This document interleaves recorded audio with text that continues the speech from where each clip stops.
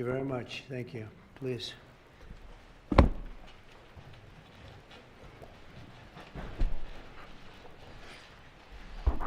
It's a great honor to have all my friends here. It's like Old Home Week. What a job you're doing. And thank you very much for that.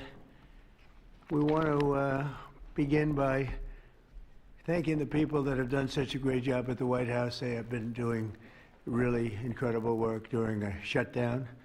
I don't even know if they're supposed to be working, but they wouldn't miss a day. So I just want to thank everybody for that very much.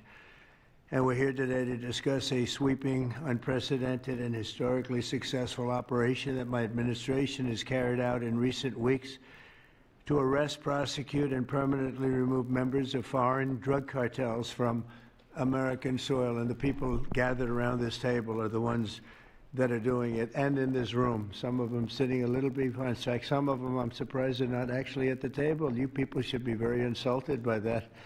But you've done a great job back there. On my first day in office earlier this year, I signed an executive order to officially designate the drug cartels and savage transnational gangs as foreign terrorist organizations. It was my honor to do so.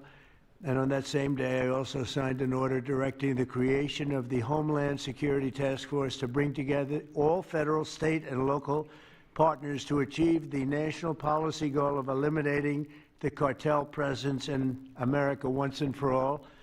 And the results are, and it's early, and the results are spectacular.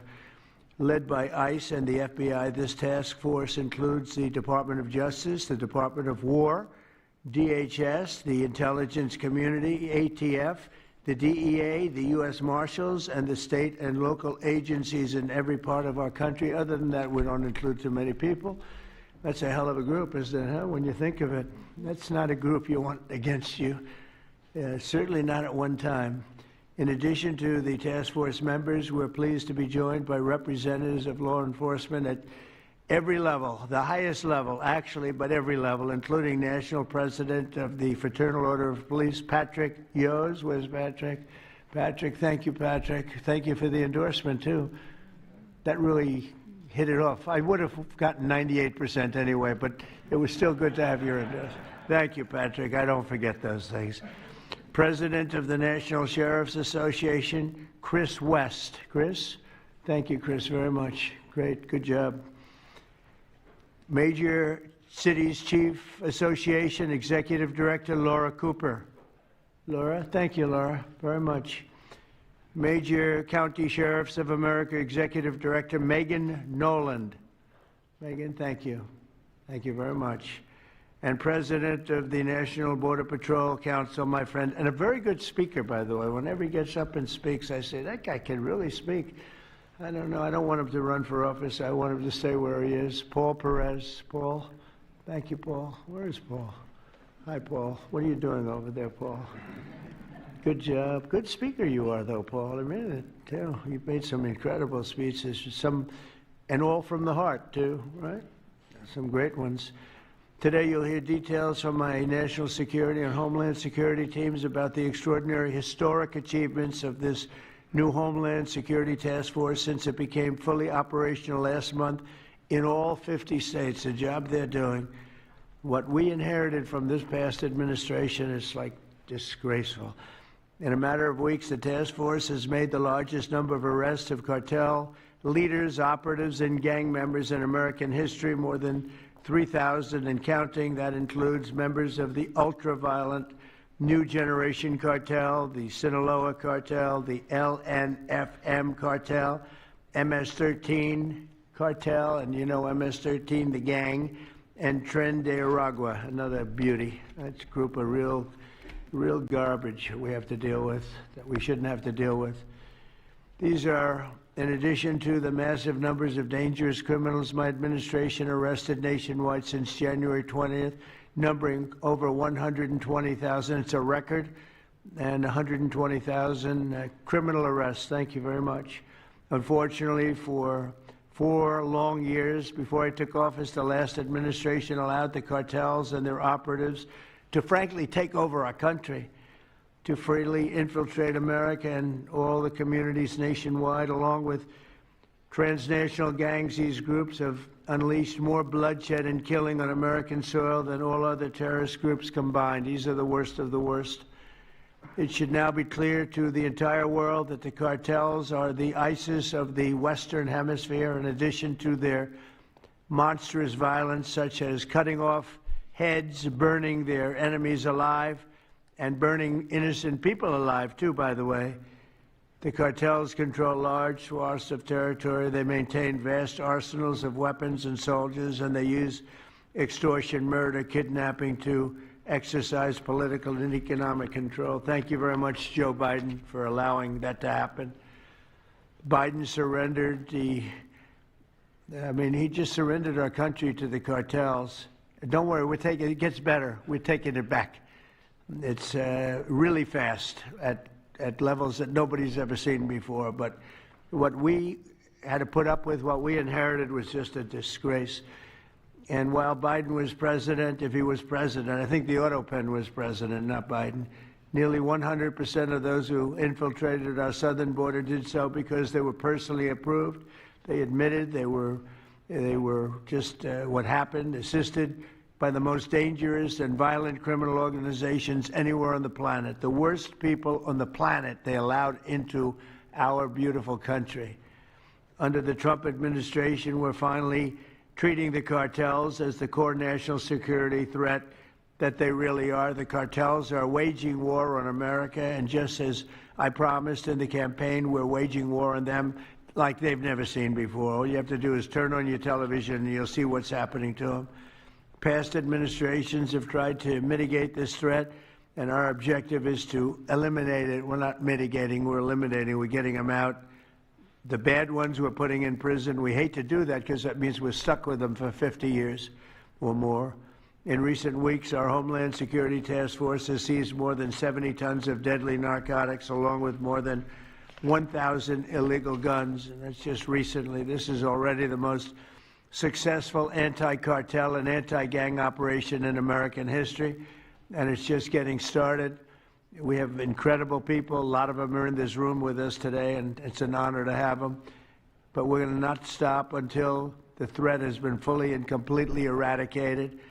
I want to thank task force members with us today, including a person who's doing a fantastic job, Attorney General Pam Bondi. Thank you, Pam. Thank you. Secretary of War Pete Hegseth. Sounds so much better than Secretary of Defense. I don't know. Do you guys agree with that? I don't know. It sounds, we won the First World War, the Second World War. I would say everything before and everything in between. And then we got woke and we said, well, let's call it defense. I think we like it this way better. It's funny. That's something I thought it would be maybe controversial.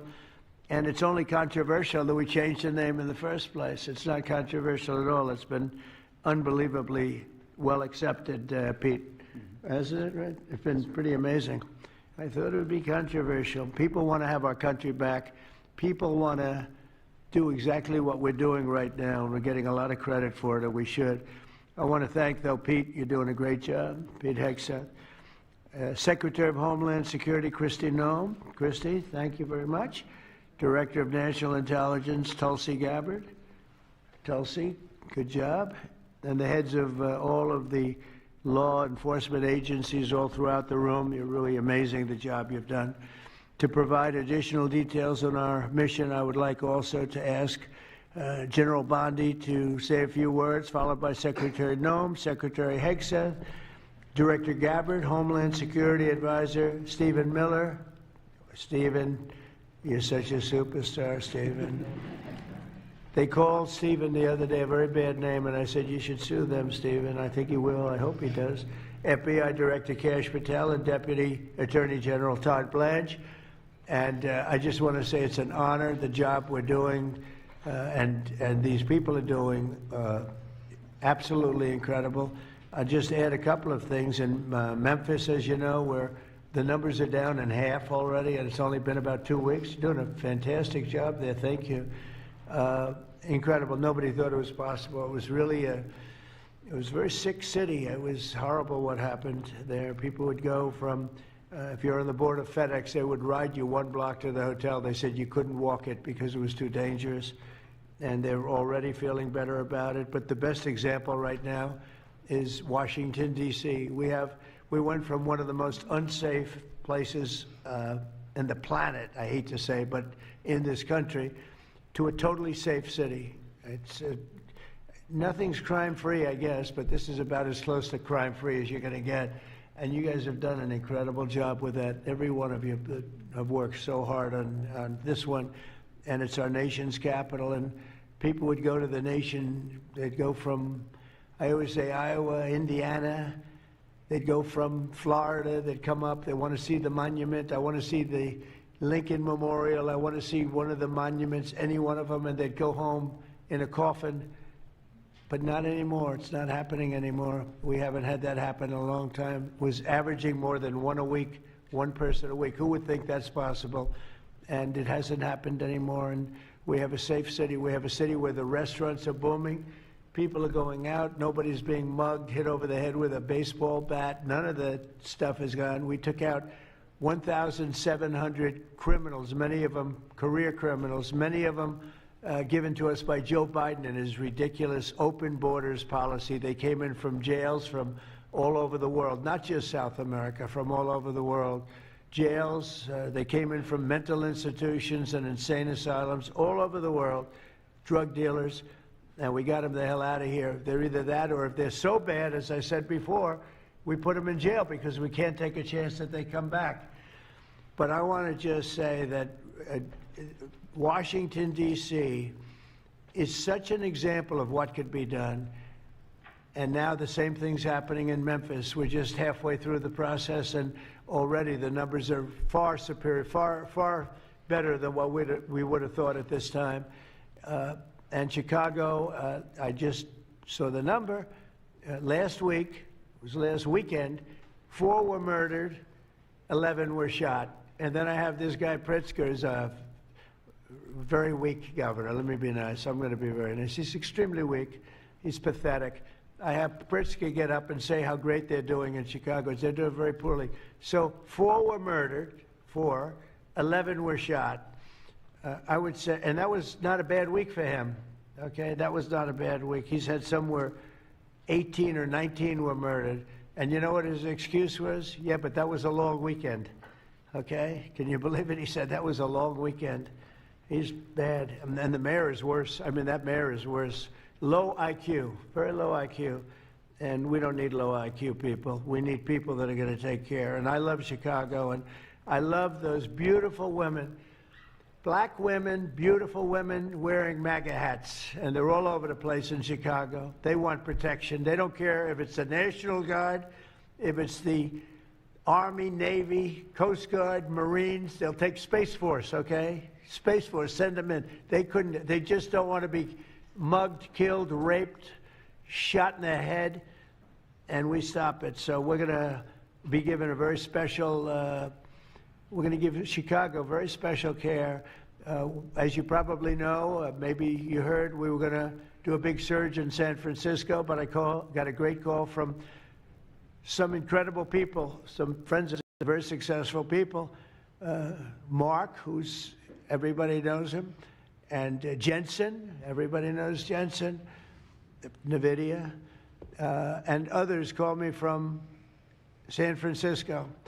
And they said, we're working really, really hard with the mayor, and we're making progress. Would it be possible for you to hold off the surge? And I had 4 or 5 calls, and I think they're making progress of their own. That would be the greatest. I mean, if they could do that, that'd be great.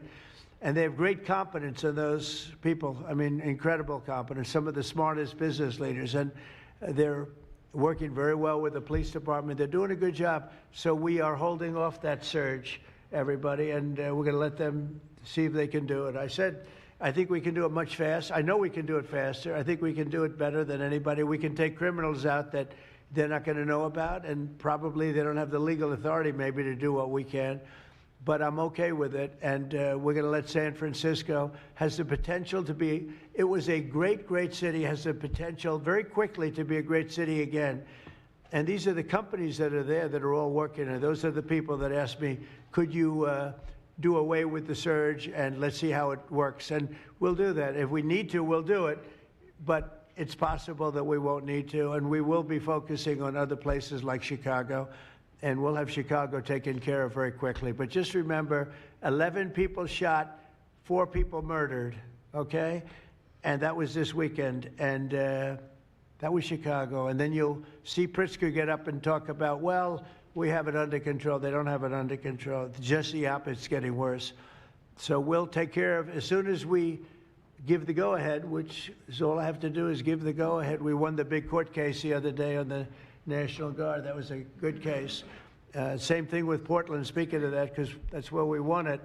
But, I mean, I looked the other night, Saturday night, Portland is like burning to the ground, and these people are saying it's just friendly stuff. The whole place is burning to the ground. So we'll take care of that one. That's like an insurrection more than it is anything else. That's crazy. Portland's crazy. And then you listen to these radical left people talking about it's really okay. You're seeing things. You're really seeing things. So we're going to take care of Chicago. We're going to take care of Portland. We're going to take care of Memphis. We're proud of D.C. There's nothing to take care of anymore, but we're not going to let it ever go bad. It's never going to happen again, our nation's capital. And with that, I'm just going to tell you that Pam Bondi has done a fantastic job. And Pam, would you say a few words, please? Thank you, President Trump, and thank you for your leadership. And this is all about collaboration. And around this table, I'm looking around this table, we all work so well together. I don't think another administration in our nation's history has worked so well together. We talk constantly, Secretary Noem, Tulsi, Pete, constantly, but also all of our agencies working hand in hand, and that's why this is so successful. And these people around this table are working 7 days a week, 24 hours a day, even though the Democrats have tried to shut down the government. Terry Cole, I'm laughing because you're around the clock, you're all over the world. Director Patel, you're unstoppable what you're doing around this country. Gowdy Serralta, U.S. Marshal, Rob Sakata and Dan Driscoll wearing your ATF hats. Rob, I was on the texting, Todd, Blanche and I were on the texting you at 1 a.m. on cases. I mean, that's how committed all of these people are to just keeping all of our citizens safe. And that's what it's all about. And this project is the brainchild of Stephen Miller. And you are doing so much to keep our citizens safe, our kids safe, and get these drugs off our streets. Like the mayor of San Francisco and I are going to be meeting on fentanyl in a few weeks and working hand in hand on that. Secretary Noem spoke to him. But the results of this last month have been historic. As the president said, in the last month, think about this, 3,200, more than 3,200 violent gangs and drug dealers have been taken off the streets. Off the streets. Now, Director Patel and all of these agencies have also been working so hard on getting the leadership.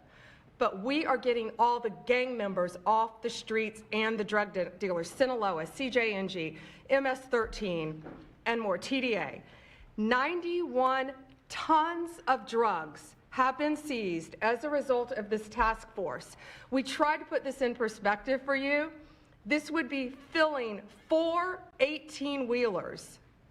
4, all the drugs just in the last month that have been taken off the streets. 58,000 kilos of cocaine. Think about a big backyard swimming pool. That would fill 1.5 swimming pools. Just the powder cocaine that has been removed, saving lives this last month, thanks to all of these people around the table. 2,300 kilos of fentanyl powder and 2.1 million fentanyl pills off the streets. And as the president said, more than 1,000 illegal guns. The Biden administration was, for way too long, all of these great law enforcement officers surrounding the table were not able to do their jobs. What they've said is now they've been uncuffed. They can do their jobs now. We've been watching transnational gangs grow in our country, become organized, set up infrastructure in all of our states, but no longer under President Trump. We are destroying the infrastructure, and we're no longer on defense. All of these great men and women are on offense, so they better get ready. We're dismantling the cartels, and we are taking the leaders into custody and all of the gangs. We are going to supercharge this work. This is not a pilot program. This is permanent. We are here to stay. And Secretary Hegseth, we couldn't do this without you and the Department of War. Thank you all so much for everything you're doing around this table, working tirelessly.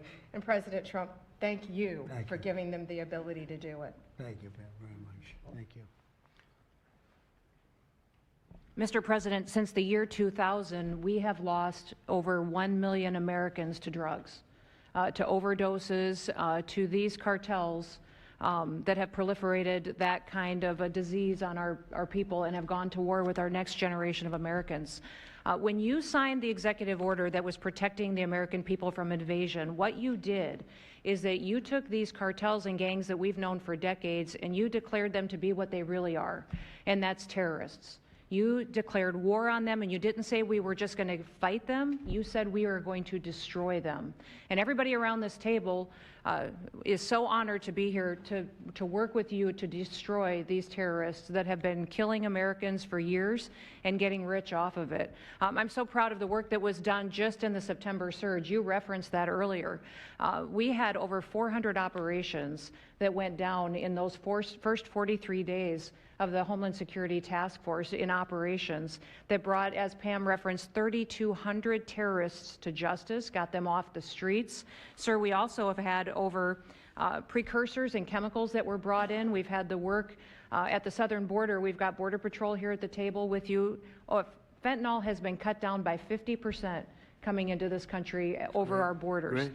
We've continued to work not just nationally, but internationally and on our maritime borders as well. The ICE agents that have so much violence against them and threats against them, sir, they get up every day ready to work with this task force to be able to keep people safe. And then we've got Coast Guard, who's been doing just a ton of our incredible interdictions out on the seas and the waters in cooperation with operations that you've targeted in the Caribbean with the Department of War. And sir, I just want to thank you for the leadership you put at this table, for your cabinet members, for Stephen Miller, for putting this in place to make sure that what you did when you consolidated the Homeland Security Task Force, you took 1,000 other task forces that were already established in the federal government and you streamlined them into this room, into this group right here, so that we can look at each other in the face every day and say, what's our problem? How do we address it? How do we fix it?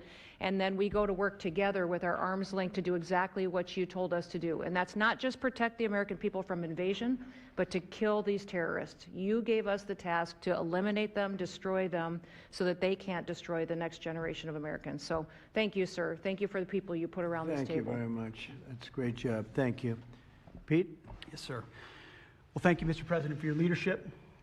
Chief, likewise, Tulsi and Todd and Dan and Pam and Kristi and Stephen and Kash. I mean, I could go around the table. From the Department of War, we are thankful and grateful for the incredible effort that your agencies put in. And we could not be more proud to stand shoulder to shoulder with you, not superficially, not kind of over here, but front and center on the Homeland Security Task Force, right there with you. Because our department has spent over 2 decades defending other homelands, and we're very proud to be defending our own. And if you talk to the troops down, say, on the southwest border, Mr. President, morale is sky high and continues to be, because they're proud to be defending their own communities, their own state, and their own country. So when that executive order was signed, the mission was clear: protecting the American people against invasion. And so the Department of War went straight to the southwest border. We still have 10,000 troops there. We have national defense areas. We're standing alongside the Border Patrol, and we've locked that border down, 100% control of the southwest border. You stopped the invasion. And then we're proud to be going on the offense, counter-cartel operations. And it's not counter-cartel, as was mentioned. These are designated terrorist organizations, foreign terrorist organizations. Our generation spent the better part of 2 decades hunting al-Qaeda, hunting ISIS. Well, as the president said, this is the ISIS, this is the al-Qaeda of the Western Hemisphere. They intimidate, they terrorize, they extort, they poison the American people. The president's right. Every boat we strike is 25,000 Americans whose lives are saved because of the drugs that were headed in our direction. So our message to these foreign terrorist organizations is: we will treat you like we have treated al-Qaeda. We will find you, we will map your networks, we will hunt you down, and we will kill you. And you've seen that evidence in the maritime domain, whether it's in the Caribbean or in the Pacific with the last 2 strikes. We know exactly who these people are. We know what networks they work with, what foreign terrorist organizations they're a part of. We know where they're going, where they originated from, what they're carrying.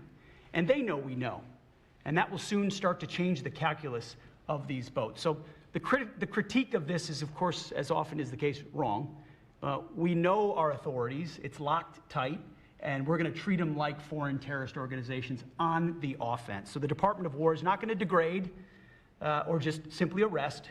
We're going to defeat and destroy these terrorist organizations to defend the homeland on behalf of the American people, making the jobs of law enforcement safer in the process, making the communities of Americans safer in the process. We think it's a very core mission of the Department of War, and we're proud to be here, Mr. President. Thank you very much, Pete. Thank you. Tulsi, please. Yes, thank you, Mr. President. The key reason that you are hearing about these incredible effects is, number one, the team that you've assembled here and the leadership and the tone that you have set, first and foremost, about keeping the American people safe. The intelligence community plays a critical role in being able to support our law enforcement at the federal, state, and local level to make sure that they are armed with actionable intelligence to be able to actually go after those who threaten the safety and security of the American people.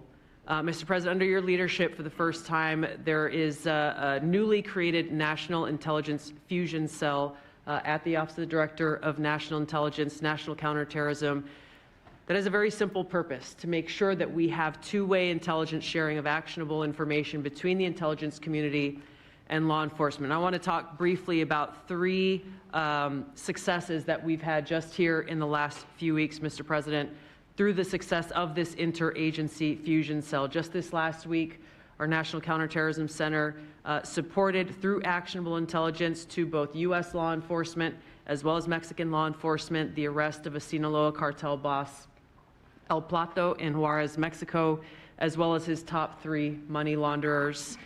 In a separate and recent successful interagency operation, NCTC worked closely with the U.S. Marshals Service that led to the arrest of another dangerous Sinaloa cartel member responsible for tracking huge amounts of cocaine and hundreds of thousands of dollars in this single incident with drug proceeds through his network. And I'll say the last example I'll share is probably the most insidious, was providing intelligence to the Mexican law enforcement that led to the arrest of a CJNG cartel-affiliated baby trafficker called La Diabla. Her whole money-making operation was centered around luring pregnant women, performing illegal C-sections, harvesting organs, and selling newborn babies. Mr. President, it's your leadership that has made all of this possible. I can tell you, in the midst of this government shutdown, our folks, like everyone around this table, are working 24/7 without pay and eager to get after this because they believe in your leadership and the mission that you have presented to them. Thank you, Mr. President. I'll hand this off to Homeland Security Advisor Stephen Miller, the leader of this task force. Let me just say, Mr. President, that this country was going to die without you. This country was going to actually die without you. That's what we were facing in 2024. We've been invaded for 4 years. Our communities were sinking.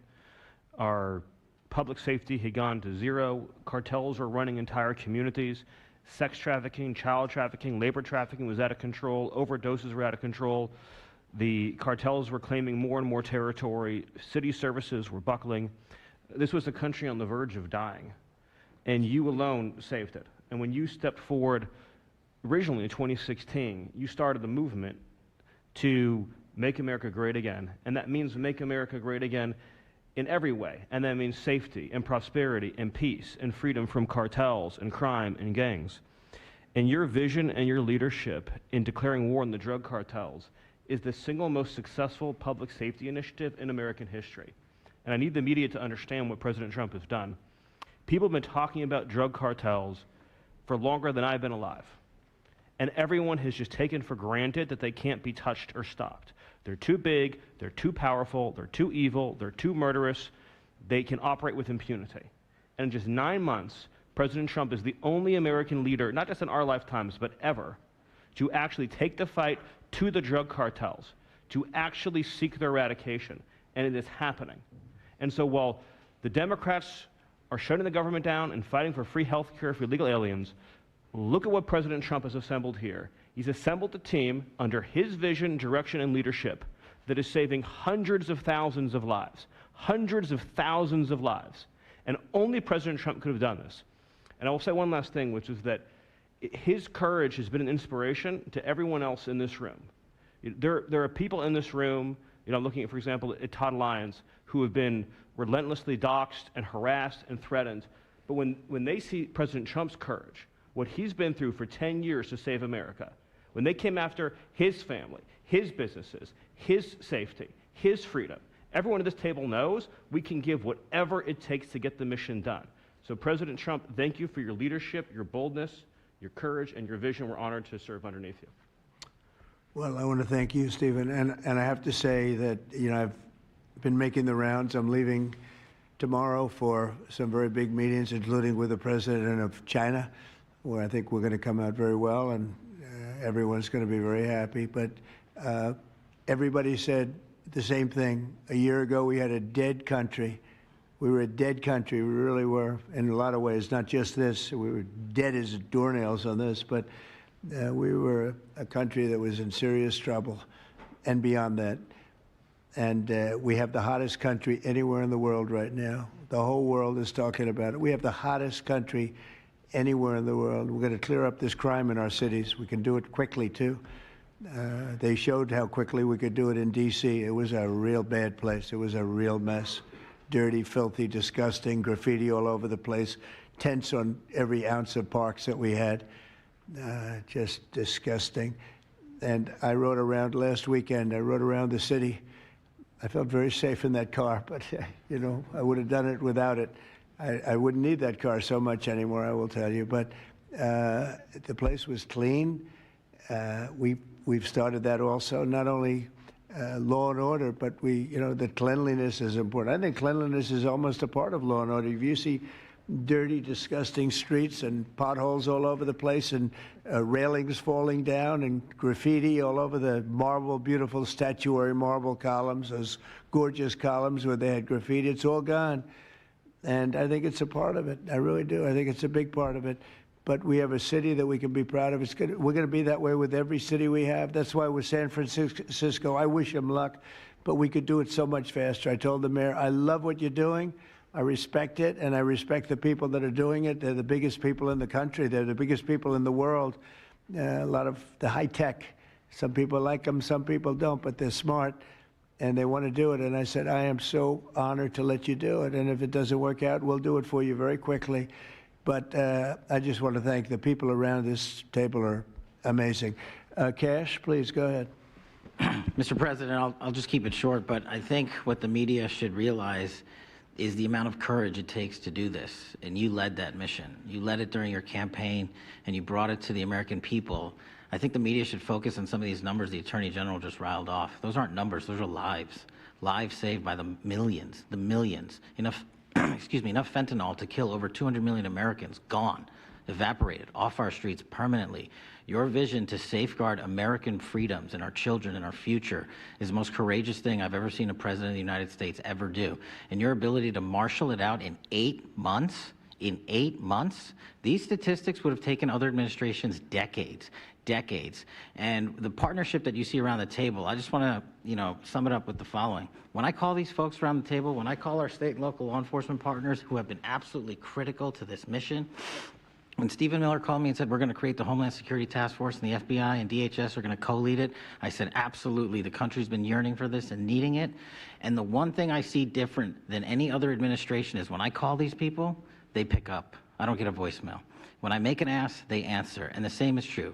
And so the FBI is playing a pivotal role in your administration in helping lead out this mission, and Stephen's vision has finally come to life. And instead of attacking the people at this table, maybe the media should go out there and talk to the lives that have been saved forever and the communities that have been safeguarded, because it takes courage to do that. It takes courage to implement that plan, and it takes a president and President Trump to put a leadership team like this together. We are actual friends, and I know the media doesn't want to call us that, but we do that. We do hang out. We do work together. It's a 24/7, 365 mission that doesn't turn off, Mr. President, and as Stephen said, we're inspired by your leadership, and this country's thankful for these 8 months, and I can't wait to see what the next 4 years looks like. Thank you very much. Thanks, Kash. Great job. Todd, please. Thank you, Mr. President. The number that I think matters, over 3,266 terrorists have been taken off the streets in 2 months. And for each of those arrests, there's anywhere from between 4 to 20 law enforcement agents, federal, state, and local, executing those arrests.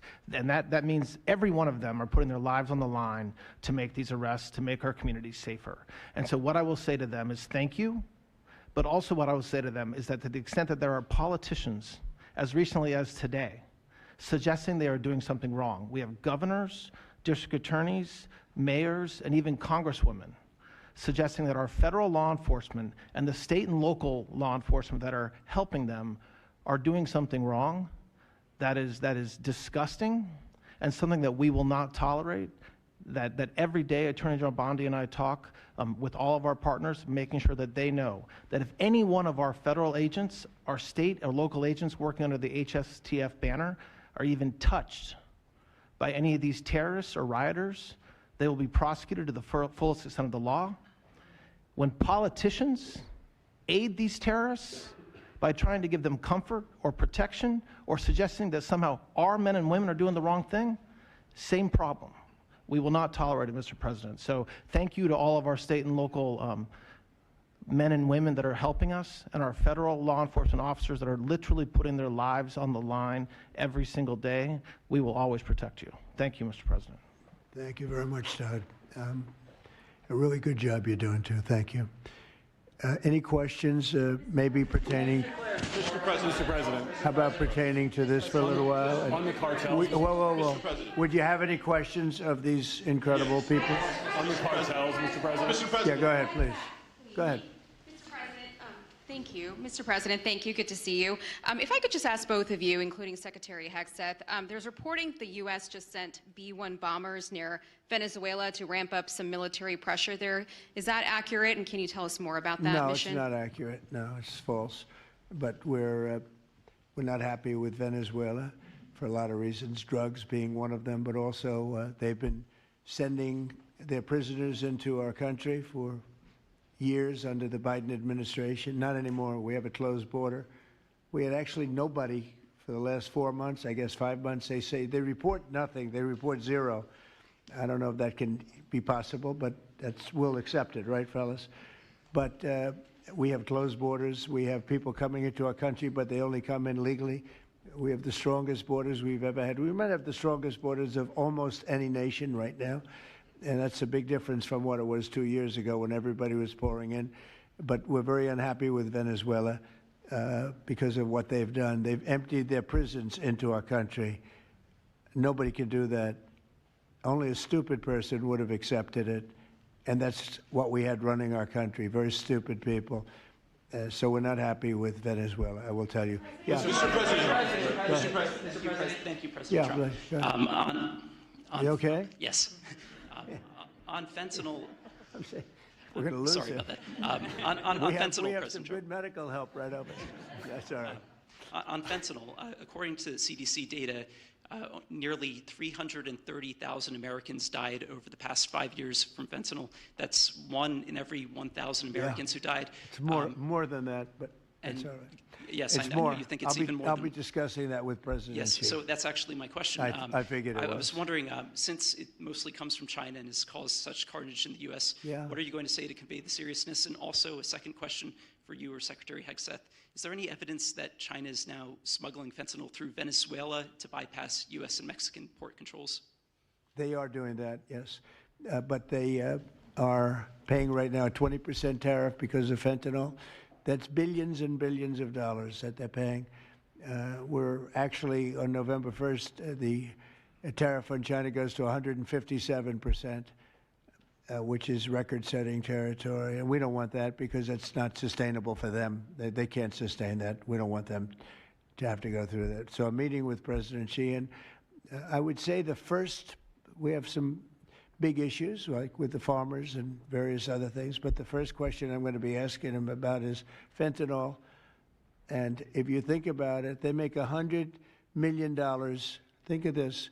They make $100 million selling fentanyl into our country, $100 million. they lose $100 billion with the 20% tariff. So it's not a good business proposition. It's $100 billion approximately that they have to pay. It's a big penalty to make $100 million. So I think they want to do something. They want to put it on the list. It's on the list. It's one of the things we're talking about, and I'm putting it right at the front of the list. So they pay a very big penalty for doing that, and I don't think they want to be doing it. And we'll see what happens at the end of next week, because I'll be meeting next week, as you know, along with we're stopping in Malaysia, we're stopping in South Korea, we're stopping in Japan. I'm meeting with President Xi actually in South Korea. So it'll be the first thing on the list. Yeah, please. Yes, Mr. President. On the drug boats, sir, has there been any discussion about capturing one so that you can show the amount of narcotics? We know everything about them. Yeah, Jennifer. We know everything about them. We know where they're coming from, who they're coming with, generally who's in the boat. I'll let Pete discuss it a little bit, but they have incredible intelligence. And, you know, usually when you see 5 engines, I've never even seen that before, but when you see 5 engines on a boat going about 65 miles an hour, loaded up with white powder in silver cases, generally speaking, that's not a good sign. They're not going fishing, right? And you don't see any fishing rods, right? So, Pete, I'll let you discuss that a little bit, please. Well, yes, sir. Likewise, generally you don't see fishing in submarines either, sir. So the U.S. military, as I mentioned, nobody better in the world at mapping networks, identifying who's connected to who inside terrorist organizations. It's just the media is used to hearing that when it pertains to Afghanistan and Iraq and ISIS and Al-Qaeda. But if you reframe how you understand the world in our own hemisphere, that's exactly what these foreign terrorist organizations are. And so we will track them, we will map them, we will network them, and we will hunt them and kill them because they're trying to and they are killing and poisoning the American people. And inside that, we have all the license necessary, all the authorities necessary to take these kinetic strikes, and we'll continue to take them. And we've been, you know, just to add, because I think it's important, we've been capturing them for years. You know, it's not like, gee, let's capture one. We've been doing that for years, for 25 years we've been doing it. Not at a level like we're doing it now, I mean, just with the hits we're hitting, but we have much more intensity than any administration's ever had. But we've been capturing these boats for years, and they get back into the system, and they do it again and again and again, and they don't fear that. They have no fear. The thing I can tell you right now, it's very hard to find any floating vessel right now on the Pacific or in the Gulf, and I would like to call it by its official name, the Gulf of America. Another little triumph of the Trump administration. I said for years, I said, why do we call it the Gulf of Mexico? It's 93%, the shoreline is 93%. All right, so I never understood that, so I made that change. I never realized how easy that was going to be, other than, I guess, AP fought us in court, and the judge said, but that's the name. And actually, they were sort of semi-prohibited from even covering us after that. It was pretty amazing. But we have the Gulf of America, and there are very few boats, very, very few boats, not even fishing boats, to be honest. I don't want to do that to the fishing industry, but it's been so effective. And our sea drugs, as they call them, they use the term sea drugs, the drugs coming in by sea, are like 5% of what they were a year ago, less than 5%. So now they're coming in by land, and even the land is concerned, because I told them that's going to be next. You know, the land is going to be next. And we may go to the Senate, we may go to the, you know, Congress and tell them about it, but I can't imagine they'd have any problem with it. I think, in fact, while we're here, I think it's a good idea, Pete. You go to Congress, you tell them about it. What are they going to do? Say, gee, we don't want to stop drugs pouring in. They're killing 300,000 people a year. I think that's the real number, 300,000 people a year. So between that and my discussion with President Xi, I think we have never made progress like we've made. The sea drugs are almost dead, and they can't come in that fast from the land. And the land drugs are much more dangerous for them. It's going to be much more dangerous. You'll be seeing that soon. So that's the way it is, yeah. Go ahead. On the cartels. Yeah, go ahead, please. With the glasses, go ahead. Thank you, Mr. President. Good. I wanted to ask, what's your reaction to Representative Dan Goldman calling on NYPD to arrest ICE agents who he says are acting illegally? He says they are illegally assaulting people and illegally detaining people at immigration courts in New York. Well, you know, I know Dan, and Dan's a loser. You understand. He's a guy that doesn't have what it takes. He's been trying so hard, and they're exhausted. I mean, it's so ridiculous, right? A suggestion like that. So, you know, they're just trying so hard, and it's not working. They've even now started imitating me, of all people. They want to imitate me, and they start using foul language, but they use too much of it. You know, you can't use the F word 7 times in one sentence. It doesn't work. It might work once every 7 news conferences, but you can't do it. You can't do it 7 times in one sentence. So I don't know. They're really they're in big trouble. That party. Go ahead. Mr. President. Some alleged smugglers have survived some of these recent strikes and been sent back to their home country. If they're terrorists, why not just arrest and detain them? Go ahead. 2 points on that. First, when I served in Iraq in 2005 and 2006, we used to, in sort of a gallows humor way, talk about the Iraqi catch and release program, the reality that we would catch a lot of people, hand them over, and then they would be recycled back through, and we'd have to recapture them or attack them again. And that's why changing the dynamic and actually taking kinetic strikes on these boats ought change the psychology of these foreign terrorist organizations. To those 2 that survived the shot on the semi-submersible, think again, compared to Iraq and Afghanistan, the vast majority of people that we captured on the battlefield, we handed over to the home country. Did we always like how it shaped out? Sometimes we did, sometimes we did not. But 99% would go to the Afghan authorities or the Iraqi authorities. So in this case, those 2, they were treated by American medics and handed immediately over to their countries where they came from, hopefully to face prosecution, which is a very standard way of handling something like this. And you'll do that with future survivors, anyone else who survived? We've got protocol of how we'll handle it.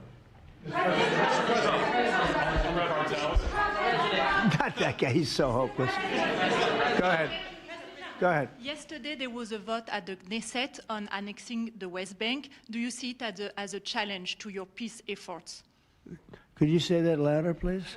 Yes, yesterday there was a vote at the Knesset in Israel on annexing the West Bank. Do you see it as a challenge to your peace efforts? Will you answer that, please? Because I cannot understand the words you're saying. Where are you from? Where are you from? You're from France. Beautiful accent, but we can't understand what you're saying. Huh? She said a vote at the Knesset on the West Bank. The West Bank is, don't worry about the West Bank. Israel's not going to do anything with the West Bank, okay? Don't worry about it. Is that your question? They're not going to do anything with the West Bank. Don't worry about it. Israel's doing very well. They're not going to do anything with it. Yeah, please, go ahead. Thank you, President Trump. Are there any safeguards in place to protect Americans from fentanyl and cartels when you leave office in 2028? Any protocols that could be put in place in case a future administration comes in that wants open borders? And I also have a question for the Secretary of War as well after your answer. Well, the if that's biggest okay. thing we can do is make sure they don't come in, because open borders, they would destroy. It's amazing that our country is even surviving with what we went through, coming in by the millions and coming in from the wrong places. You know, I know all these people that run these countries, and they're smart. They're very street smart, and they're not sending their best, you know. They're not sending, they're taking them out of their prisons and their mental institutions, as I say over and over again. They're the drug dealers. They're the drug addicts. They're people that don't work. I mean, the best of them are people that don't work. They don't work. They're on welfare, their form of welfare, which is tiny. You know what their form of welfare? They give you a piece of paper. They give you nothing. But they want people that work. They don't let those people come out because they want those people. You know, they cherish those people. Those are the people that make their country run. They give us all of the people that don't work and are murderers. 11,843 murderers came in. 11,800, many of them committed, more than 50% committed more than one murder. Now, why do we want them? Why would Biden and that group of thugs that he had working for him, why would they accept these people? Why would he accept? Nobody understands it. You know, they say maybe they wanted the vote, but I did great with the Hispanic vote, but these are people from all over the world. Why would they do it? So one question, no matter what I do, I can't, you always like to know the opponent. You have an opponent. What are they getting at? And usually you can. Why would they allow 20 million, maybe 25 million people into this country, almost all of which, but most of which should not have been allowed into our country? It's one of the great enigmas. What they've done to this country should never be forgotten. In history, should never, ever be forgotten. And now it looks like we're going to have a communist mayor in New York. That'll be a lot of fun.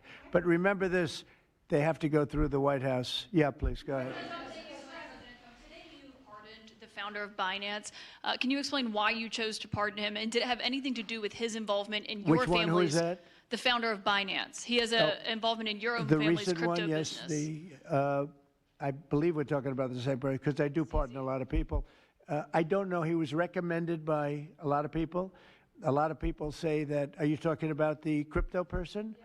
A lot of people say that he wasn't guilty of anything. He served 4 months in jail, and they say that he was not guilty of anything, that what he did, well, you don't know much about crypto. You know nothing about nothing, you fake news.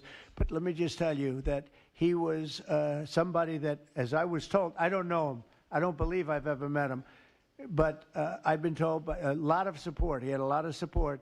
And they said that what he did is not even a crime. It wasn't a crime, that he was persecuted by the Biden administration. And so I gave him a pardon at the request of a lot of very good people. Mr. President. Yeah, please. Yes, Daniel. President, thank you so much. This is the kind of question I like. Yeah, right here. the numbers from this task force are jaw-dropping. I wanted to know, this is a question for you and both Stephen, since it was said this is your brainchild. What are the lessons to be learned from the success of the task force, and what are your continued goals with this task force now that you have about 3 years left? Well, the best thing we have going is we have such talent around this table. I could go over every one of these men and women, and we have unbelievable talent. They've got the naturals, you know, like somebody that hits a baseball or a golf ball or a, you know, that you see more, it's more evident. It's beautiful because it's sports. You can tell somebody right away, are they good or are they not? These people are the most talented people at what they do. And when we started talking about this, Stephen and all of us, it seems so easy. What is surprising to me is how quickly we can straighten out a large city, a big city, a mean city, a city that's sick, that got very sick with guns all over the place, with bullets shooting all over, where you take your life in your hands if you go out and buy a loaf of bread. That's not America. That's not our country. And those people don't care how you do it. They just want it done. They really do. You know, when you go to the people in the street, they don't know. Is it National Guard? They just want it done. They want to be safe. And we've gained a great following of Americans, real Americans, people that want to be safe. But I think the biggest thing we say is we have tremendous talent. We were able to recognize, like a football team, like a baseball team, we were able to recognize the talent. And the talent is largely in this room for the whole country. It's largely in this room. There's really nothing like it. And that's why I think we had D.C. done, not perfectly, but pretty much done, at least normalized in 12 days. When you say 12, would you say 12 days? On the 12th day, it felt different. And you know, we took a lot of bad people out, never to come back again. Then most of them never to come back again. But there's great talent, and there's also great courage. I've been watching what goes on. And then you have the radical left lunatics, and what's that all about? I mean, they're fighting us because we want to stop crime. Where do these people come from? They're paid money. I guess they're paid a lot of money. But like I saw that ridiculous march the other day, I say, these people are not representative of our country. And not all of them, of course, but many of them are total lowlifes. These are lowlifes. These are people that are paid agitators, and they're not representative of our country. So I don't know. I can just tell you that our country has tremendous spirit right now. You know that better than anybody because you cover it well. but we have a lot of people that are very happy right now with the direction. They did a poll the other day. The direction of our country is better than it's been in 37 years. And I'm upset because I think it should be better than that. I actually said we should be better than that. So, you know, thank you very much for your question. Mr. President, Brian, on the cartel strategy. Brian? Mr. President, yes. Thank you, Mr. President. You guys have done an amazing job in Memphis. Some of those numbers are staggering, and we've gotten message on social media wanting to thank you for that. But I think, can you talk about the number of missing children you guys have discovered in Memphis? That's amazing. Well, it's hundreds of thousands were lost through Biden and the Biden administration, and we are getting a lot of them back, but they're either dead, they're slaves, they're captured in some form. But think of it, hundreds of thousands we're talking about, not even believable. And they came in through the border, they were sold, they were bargained for, and this was all Biden, meaning Biden and Obama, the same, you know, the same mentality, frankly. I think it's the same mentality. Let me tell you, Barack Hussein Obama was a lousy president. A lot of bad things happened. Remember when they used to talk about Trump with the jail cells? Well, he built the jail cells for the children. He built those jail cells. Remember that came out? But, sir, they were built in 2014. You remember when that came out? After me going through that stuff for about 2 weeks, and then they found out it was Barack Obama that built those jail cells. No, these people they were bad leaders. I hope we don't have it again. I hope we don't have it again because, you know, our country's come back a long way, but it can only withstand so much, and we don't want to ever go through that again. We never want to have open borders again. We don't want to have men playing in women's sports. We don't want to have transgender for everybody. We don't want that. We want to have a great country with low interest rates, nice housing, great education, a strong military, the basics. Yes, please. Mr. President. In last night's New York City mayoral debate, Zohran Mamdani said he would close Rikers Island if elected. What kind of impact would that have on public safety? Well, it's not good. I guess it's not a very nice place, but you need it. You need something. You have a lot of additional people in New York City that should not have been here. They came here through the open border, through Biden's. You know, I don't know how they even do it. New York City's always been tight for money, and then they spend, you know, $8 billion, and nobody complains about it, on people that just showed up and they just came out of nowhere. Where did they get the money? All of a sudden they have money. I tell you what, we have to keep our prisons very fair and very safe, but you get a lot of criminals. We have a lot of additional criminals. I used to talk about it. They used to say, well, only good people come in from foreign countries. I said, that's not right. I didn't know that for a fact, but it had just started, right? The open borders and people flowing in by the millions. They make our criminals look like the nicest people on earth. That's the only good thing. They make our criminals look like nice people. They are the meanest, the most vicious. Tren de Aragua, you don't get any sicker. They cut people's fingers off because they called the cop. Did you call the cop? Yes. They cut off his finger so he can't call the cop anymore. And then they say, next time we're going to cut off your hand if you cut, because they took over his apartment in Colorado. You know, Colorado, they took over a town, then they took over another town, and you have a weak governor over there. He doesn't know what the hell he's doing, so he lets it go on. But we're getting them out of here. We're getting them all out. They're going back to lots of, not just Venezuela, they're going back to lots of countries. Venezuela would be one, however. Yeah, please. Thank you, Mr. President. Yeah. A moment ago, you said that if Secretary Hegseth went to Congress and briefed them on the operations No, we against will these, go, I said. You will go. And we it would will be go. difficult for them to object. I don't see any Lawson going. No reason not to. You know, they'll always complain, oh, we should have gone. So we're going to definitely, I'd like to just tell you, let's go. We'll go. And Mr. We're going to President, tell them what we're going to do, and I think they're going to probably like it, except for the radical left lunatics. And Mr. President, if you are declaring war against these cartels and Congress is likely to approve of that process, why not just ask for a declaration of war? Well, I don't think we're going to necessarily ask for a declaration of war. I think we're just going to kill people that are bringing drugs into our country. Okay? We're going to kill them. You know, they're going to be like dead. Okay. Can I follow up on that? Yeah. Mr. President? Yes, red hair. Thank you. Beautiful red hair. Thank you. I'll tell my hairdresser that. She'll love it. This is a question for both you and the Secretary of War, Mr. Hegseth. Who are you with? I'm with the Center Square. We're a newswire service.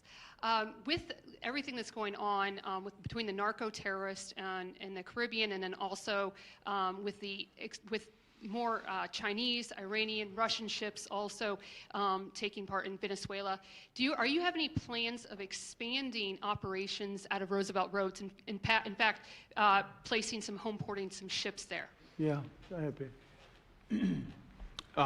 We're familiar with the location that you're referring to, and we'll make sure that we're properly displaced in order to deal with the contingency we're dealing with there, and also any ways in which other countries would attempt to be involved also. So we can walk and chew gum. We're definitely keeping our eyes on near-peer adversaries at the same time, but we think sending a message on these cartels, these narco-terrorists, is an important inside our hemisphere, which for far too long, other presidents, as the president pointed out, they've ignored our own backyard and allowed other countries to increase their influence here, which only threatens the American people. We're changing that. One big thing that has happened, though, because you mentioned expansion and expand our efforts. So when I was running for office, second term, everybody was talking about the fact that nobody wanted to join the military, nobody wanted to join the great police force. They didn't want to join New York's finest or any of our police forces. They didn't want to join anything having to do almost like with the country with the uniform. We are setting records with the Army, Navy, Air Force, Marines, Space Force, Coast Guard. We're setting records. We've never had anything like it. And I'll tell you when it started, November 5th. We didn't even have to wait till January 20th. They saw spirit. And now we have people coming in that are, it's unbelievable. And if we wanted to increase our military force, if we wanted to increase any one of these, including police forces, they can now get men. People didn't want to be policemen and women. They didn't want to be firemen and women. They didn't want to go into the military. We were having tremendous recruiting problems, and now we're setting records. We literally, last year at this time, you were doing stories that the recruitment was a disaster. We couldn't get men and women to go into the military. Now we have such an overabundance. We've never had, I mean, it's, as I understand it, it's like record-setting recruitment. This is in less than a year. It's been amazing. So this is a good time to expand if we want to do it. And I think we should. I think we should. And we probably will. Yeah, please. Yeah. Blue. A couple questions for you. First for you and Secretary Hegseth. Is the administration supportive of sending National Guardsmen to cities for the express purpose of aiding deportation and immigration enforcement efforts? To expand deportation efforts? Sending National Guardsmen to U.S. cities for the express purpose of aiding deportation and immigration enforcement efforts. What we've done so far is stand alongside federal law enforcement in every way, facilities and personnel, but also we have a great deal of lift inside the military. We're able to move assets in a way that no other aspect of the U.S. government can. And so where we can rapidly assist with mass deportations, we have been happy to do that. And then one more question, if I may. Is the administration at all supportive of potential measures to crack down or regulate or even ban apps that track ICE agents' locations? What do you mean by that? Like specific apps that are used to track the location of ICE agents? I guess we'll do that. I'm not a big app guy. I'm not into that too much. I think Pam might be it. Let's go. Yes. Good answer there.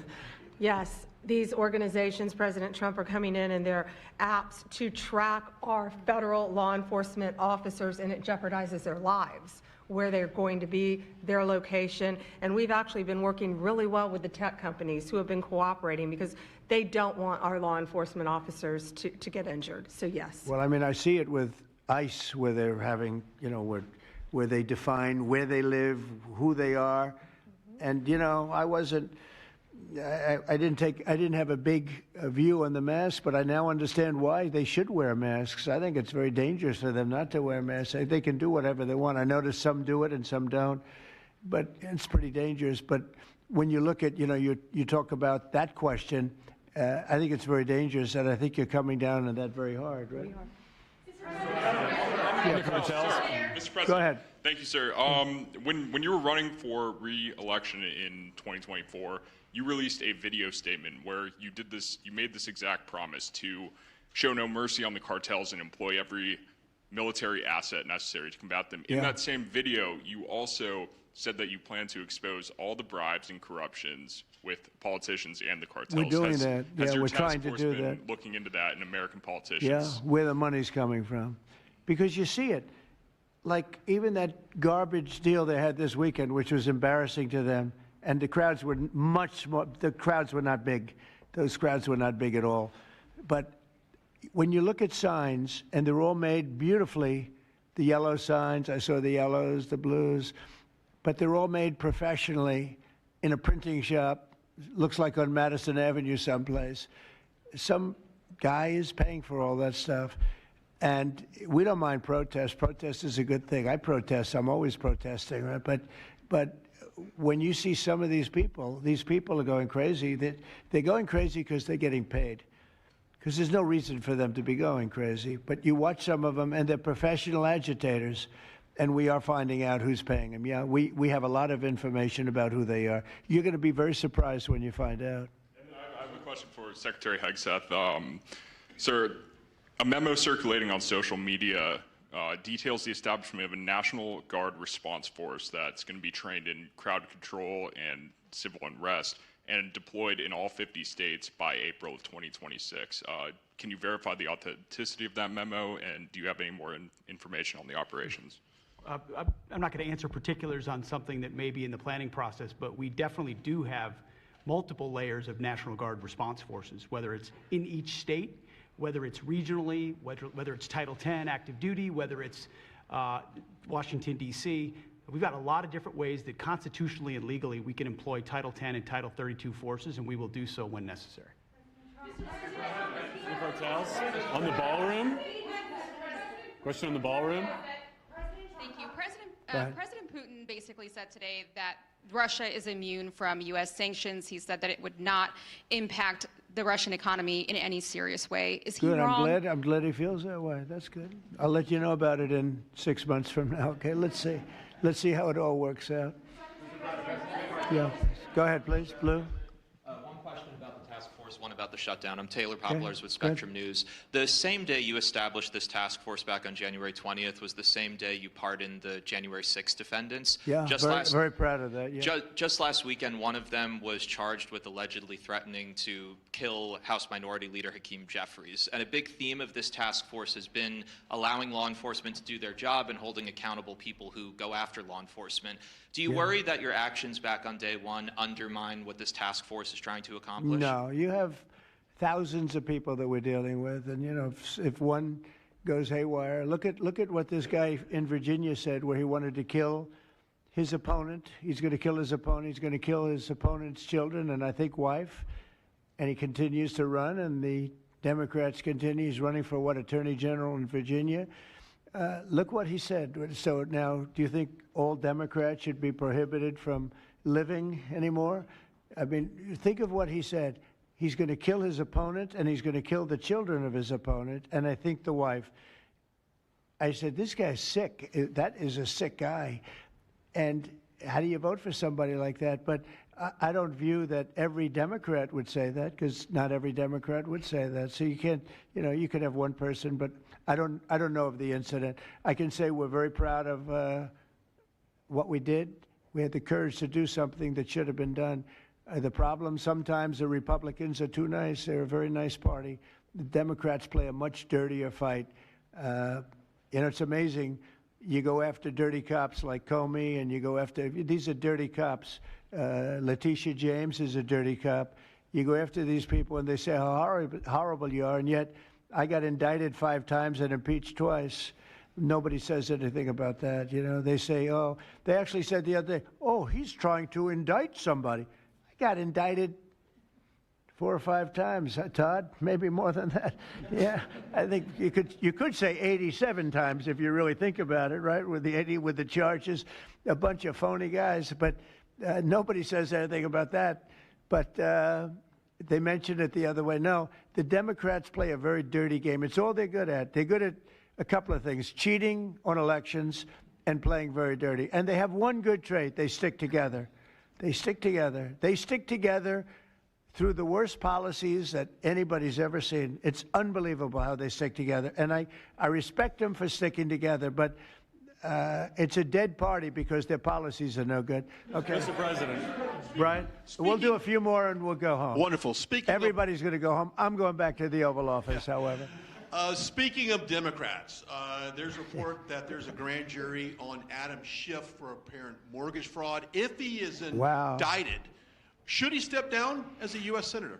Well, you know, I'm not going to comment on that. I would just say Adam Schiff is one of the lowest forms of scum I've ever dealt with in politics. He's a horrible human being, very dishonest person. I have no idea what's going on. You tell me that he's going to be indicted. I don't know. You could ask Pam. I don't know if she could say it.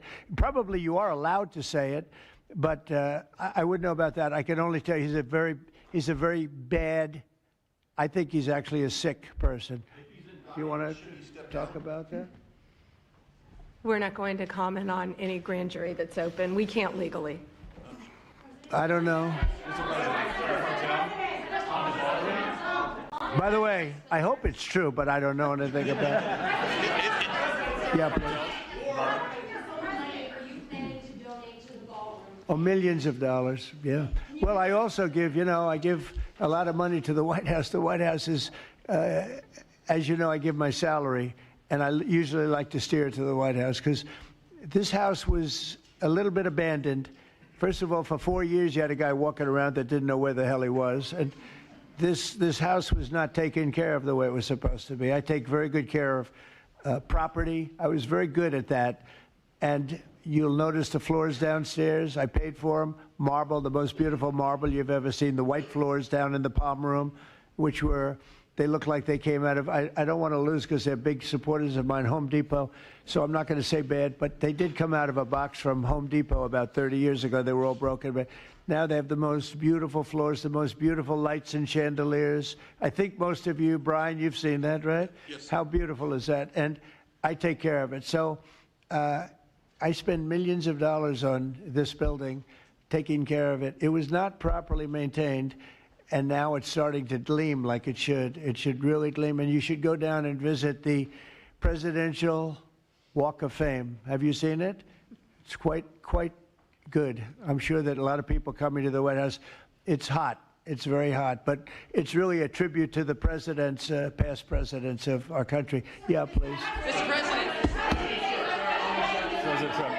Yeah, behind you, please. Yeah, go ahead.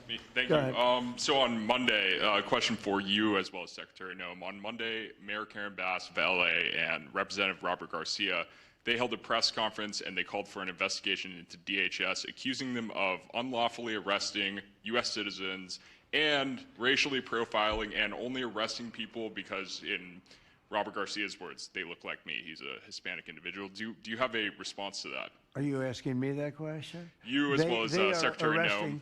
They are arresting bad criminals, and they're really good at it, too. I look at the numbers, they always like to say that, oh, you're arresting this and that.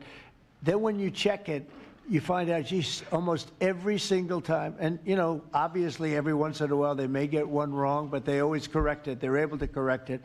But they are arresting really bad people. They're arresting people that kill, people that would cut your throat and not even care about it. These are brave people, and it's very dangerous. And if they go even a little bit too far, they get into trouble, which is a shame. I protect them, but they get into trouble. But they're arresting very serious criminals, and they're getting them out of here. Okay, one or two more. Doug, do you have a question? I'd love to have Doug have a question, our great photographer, because he's such a great guy, and he might be the most talented person over there. Are you surprised about the reaction to the Eastern? Go ahead, let's hear your question.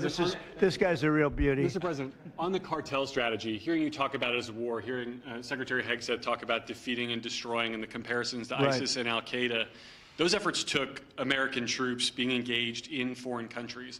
Do you think that's ultimately where this is headed with the cartels, having American troops in countries like Venezuela? No, the cartels are very bad. They have a lot of bad people coming in. They were interviewed recently, and they were asking people what their problem was, and one guy said, yes, I'm up for murder. didn't know what he was saying, obviously. You know, I'm sure his lawyer was not thrilled with his statement, but no, they're rough people coming into those cartels. Those cartels are rough. You look at what happens, the trip up is horrible, especially for women. They're being killed, they're being raped at levels that nobody thought even possible. In my opening speech, I mentioned that, but in a very light way. I mentioned the word rape. Then I found out that you take a look at what happens in those cartels. It's horrible what's going on.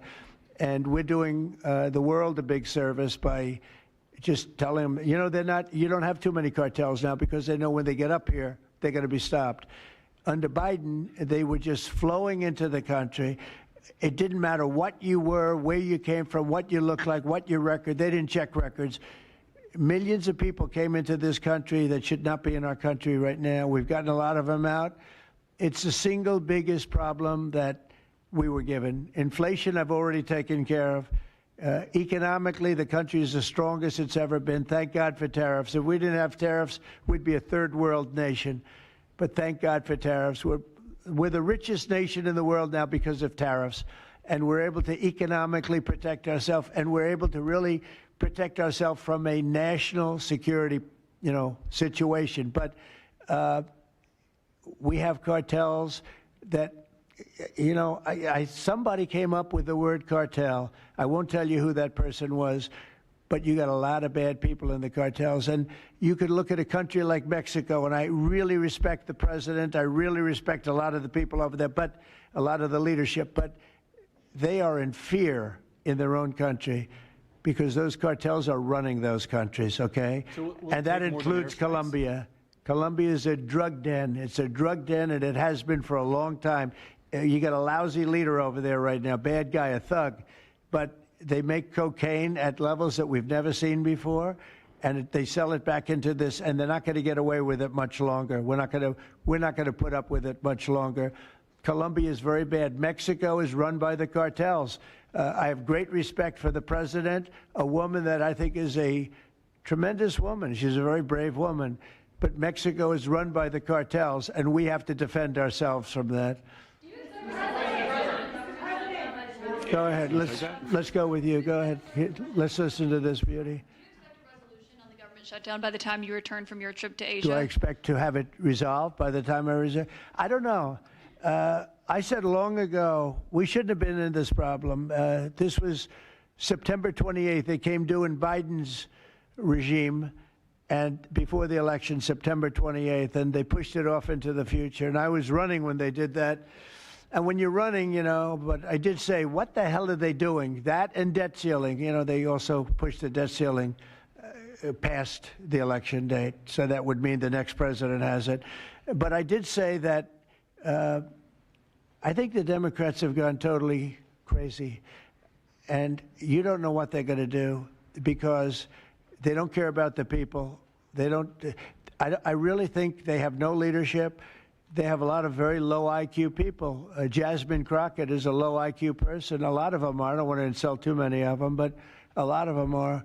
They have no rudder. I don't think they know what they're doing right now. They've never done this before. They always agreed to go and, called an extension.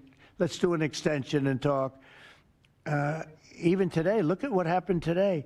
They don't want to pay the people that have worked. And, this was supposed to be this was a test. And they wouldn't pay the people that have been working. They said, no, we don't want to pay them. This is all the Democrats. Now, all we need is 5 Democrats. And I know a lot of Democrats that are saying they're more than 5. Probably not that many more than 5, but they're more than 5. And all we need is like 5 Democrat votes so we open our country again. Sad, though, we have the greatest economy in our history. We have the highest stock market. All these things are rocking. We will have, by the end of my first year, more than $20 trillion of investment. The all-time record is $3 trillion. I think it's China. We're going to have $20 or $21 trillion. We've never had anything like it coming in because of tariffs. The money pouring into our country, the plants that are opening, AI, automobiles, everything.